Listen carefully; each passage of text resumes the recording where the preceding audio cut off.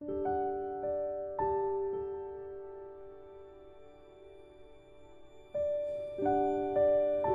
गोरीला नन्हे गोरीले जिसका नाम काला था को डांटती हुई बोली, अब जल्दी करो और अपनी गाजर को उठाकर खाना शुरू कर दो। काले ने नफ़ी में सर हिलाया और कहने लगा, हरगिज़ नहीं, मुझे गाजरें अच्छी नहीं लगती और मैं इन्हें खा खा कर थक चुका हूँ। अम्मा, मैंने धनिए के धानी पत्ते खाने हैं, आज मेरा बहुत दिल कर रहा है। माँ गोरीला काले को डांट पिलाकर देख चुकी थी। इस दफ़ा बड़े प्यार से बोली, काले, तुम तो इतने प्यारे बच्चे हो, मेरा कहना मानते हो। लेकिन उसी वक्त अब्बा गोरीला, जो माँ बेटे की बहस से तंग आ चुका था, गुस्से से बोला, अगर काले को गाजरें पसंद नहीं हैं तो फिर उसे अपने लिए खुद ही धनिए के पौधे ढूंढने होंगे। वैसे भी अब ये बड़ा होता जा रहा है, इसे अपनी हिफाजत करना भी सीखना चाहिए। काले ने बाप की बात सुनी तो फौरन हाथ में थामी हुई गाजर को वहीं ज़मीन पर फेंका और धनिए के पौधों की तलाश में भाग खड़ा हुआ। वो कांटों से भरे दरख्तों के बीच में से भागता हुआ जा रहा था जो उसके घर के नज़दीक उगे हुए थे। वो गा रहा था, धनिया भाइयों, खुशबू वाला धनिया, ताज़ा हरा धनिया, रस भरा धनिया। उसने धनिए के पौधों को शकरकंदी के खेत में देखा। उसने हर जगह धनिए के पौधों को तलाश किया, लेकिन उसे पौधा तो क्या, कहीं एक पत्ता भी नज़र नहीं आया। वो अब गा नहीं रहा था बल्कि चिल्ला रहा था, मैं भूखा हूँ, काला भूखा है। अरे वाह, मामू बाबून बैठे खाना खा रहे हैं। बाबून बैठा एक नाशपाती खा रहा था। काला बोला, मामू जान, मुझे लगता आपको भी जंगल में कहीं कोई धनिए का पौधा नज़र नहीं आया। बाबून बोला, धनिया भांजे, ये धनिया क्या बला है? मुझे तो ये कांटों वाली नाशपातियाँ ही पसंद हैं जो मैं खा रहा हूँ। तुमने भी नाशपाती खानी है तो एक ले सकते हो। काला प्यार से बोला, मेरे प्यारे मामू। फिर उसने पूरा मुंह खोलकर नाशपाती का टुकड़ा दांतों से काटने की कोशिश की तो अचानक बेख्तियार उसके मुंह से चीख निकली, क्योंकि कांटों ने उसका मुंह अंदर से छील दिया था। बाबून नाराज़ होकर बोला, बेवकूफ़ भांजे, तुम्हें नाशपाती खाने से पहले उसे ज़मीन पर रगड़ना चाहिए था ताकि उसके साथ लगे हुए कांटे घिसकर उतर जाते। ये कहकर उसने काले को एक नाशपाती ज़मीन पर घिसकर दिखाई ताकि उसके कांटे उतर जाएं। काला अफसोस से बोला, मामू आइंदा एहतियात करूँगा। ये कहकर वो अपने खाने की तलाश में आगे चल दिया। वो आहिस्ता से बोला, लेकिन मैं आइंदा तो धनिया ही खाऊंगा। फिर उसने चट्टानों पर धनिए के पौधे तलाश किए, एक एक घाटी को छान मारा, लेकिन उसे धनिए का पौधा तो क्या, एक पत्ता भी नज़र नहीं आया। वो फिर चिल्लाता हुआ कहने लगा, मैं काला हूँ, एक गोरीला हूँ, लेकिन भूखा हूँ। ओ भाई, मैं वाकई बहुत भूखा हूँ। अरे सब खाना खा रहे हैं, मासवाए मेरे। अब वो देखो, सारस चाचा भी खाना खा रहे हैं, देखते हैं भी वो क्या खा रहे हैं। सारस ने पंजों में एक सांप को दाबा हुआ था और उसे खा रहा था। उसका खाना देखा तो काले ने ठंडा सांस भरा और कहने लगा, चाचा सारस, मुझे लगता है आपको भी कहीं से धनिए के पौधे नज़र नहीं है। सारस हैरान होकर बोला, नन्हे भतीजे, ये धनिया क्या होता है? मैं तो खाने में मछली या सांप खाता हूँ। आ जाओ, भूख लगी है तो चख कर देखो। नन्हे गुरीले को नाशपाती वाला तजर्बा भी याद था। उसने बल खाते सांप को हाथ से मजबूती से पकड़ा और उसे ज़मीन पर रगड़ने लगा। जख्मी सांप ने तिल मिलाकर फन उठाया और सीधे काले की नाक पर काट लिया। काले की फिर चीख निकल गई, उई। सारस ने उसे गुस्से से डांटते हुए कहा, सांप को इस तरह मारते हैं? तुम्हें पूरे जोर से और दोनों पैरों से सांप के फन को कुचलने के लिए छलांगे लगाना चाहिए थी। काला नाक को मसलता हुआ बोला, ठीक है चाचा, मैं आइंदा तुम्हारी नसीहत पर अमल करूंगा। वो वहाँ से ये कहकर रवाना हुआ तो उसने देखा कि उसके चाचा सारस सांप के फन पर छलांगे लगाने में मसरूफ़ थे। वो आहिस्ता से बोला, मैंने तो धनिए के पौधे ढूंढने हैं। उसने खजूरों के दरख्तों के नीचे धनिए के पौधे ढूंढे। उसने सूखे हुए पानी के जोड़ों में उनको तलाश किया।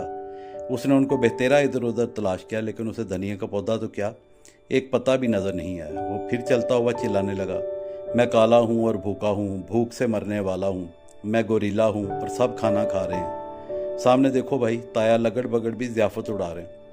लगड़ बगड़ शुतुरमुर्ग के अंडे चुरा कर लाया था और उन्हें हड़प कर रहा था।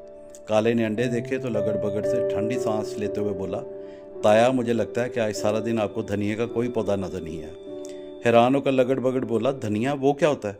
मैं तो शुतुरमुर्ग के अंडों का शदाई हूँ, तुमने चखना है तो इधर एक और पड़ा है। अब नन्हे गुरीले को सांप का काटना याद था। वो अपने बाजुओं को भी टांगों की तरह इस्तेमाल करके अंडे पर कूदा तो अंडे के टुकड़े हो गए और गोरीले के बाजू और टांगे अंडे से लिथड़ गए।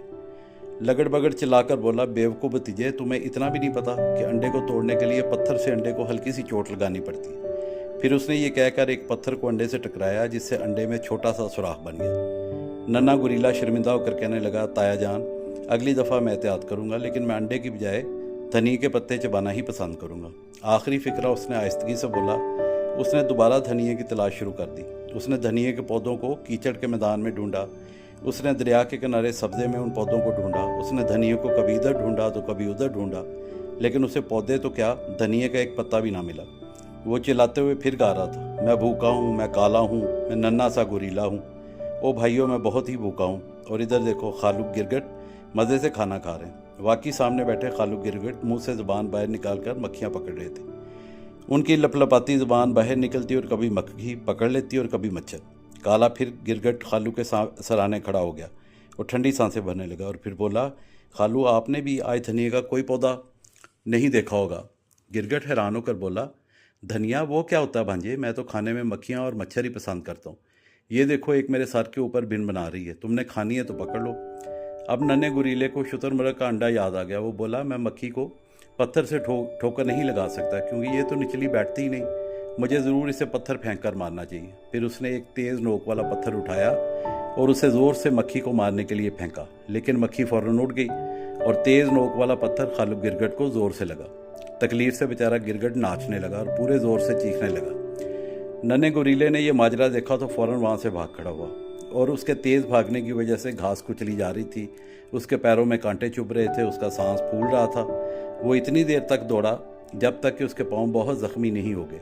उसकी आंखों में दर्द के मारे इतने आंसू थे कि उसे कुछ नज़र नहीं आ रहा था। वो बोलने लगा तो उसने आंखों से आंसू पूछे। सामने जो मंजर उसने देखा तो उसे यकीन नहीं आया, क्योंकि उसके नज़दीक ही उसके जाने पहचाने कांटों वाले दरख्त खड़े थे जो उसके घर के बिल्कुल नज़दीक थे।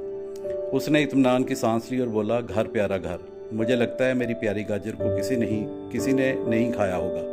घर वालों ने मेरे लिए एक गाजर तो छोड़ी ही होगी। मेरा गुजारा तो एक गाजर से ही हो जाएगा। लेकिन नन्हे गुरीले की किस्मत में उस दिन गाजर खाना नहीं लिखा था, क्योंकि उसे कांटों वाले दरख्तों के पीछे से ऐसी आवाज़ें सुनाई दी जैसे कोई मज़े ले लाकर किसी चीज़ को चबा कर खा रहा हो। वो खामोशी से आगे बढ़ा और झांक कर देखा। उसने आंखें मल मल कर देखा। फिर उसने घूर कर देखा तो दरख्तों की दूसरी तरफ नया धनिया, सब्ज़ और मज़े का धनिया लहलहा रहा था और धनिए के पौधों में उसकी अम्मी और अब्बा खड़े थे और धनिए की दावत उड़ा रहे थे। नन्हा गुरीला सर झुकाए आहिस्ता आहिस्ता उनकी तरफ बढ़ा। वो उसको देखकर मुस्कुराए। माँ गुरीला बोली, बहुत ही मज़े का धनिया है। अब्बा ने भी माँ की तायद की। नन्हे गुरीले ने एक दो पत्तियाँ चबाई और बोला, हाँ अम्मा, वाकई। फिर वहाँ खामोशी छा गई और उन तीनों के पत्ते चबाने की आवाज़ें आती रहीं। अभी आपने मेरे YouTube channel Ahmad Adnan stories पे मेरी नई कहानी नन्हा गुरीला देखी। अगर आपको पसंद आई है तो इसके कमेंट किया करें कमेंट सेक्शन में जाके। और अगर आपको ये मेरी कहानियाँ अच्छी लग रही हैं तो मेरा चैनल अहमद अदनान स्टोरीज़, इसको सब्सक्राइब करें, शेयर करें, ताकि आपको नई कहानियाँ जो हैं वो फौरी उनका नोटिफिकेशन आता रहे। तो आप ये शेयर करेंगे या सब्सक्राइब करेंगे तो तभी ये चैनल चलेंगे ना। तो आपको कैसी लगी मेरी ये नई कहानी नन्हा गुरीला?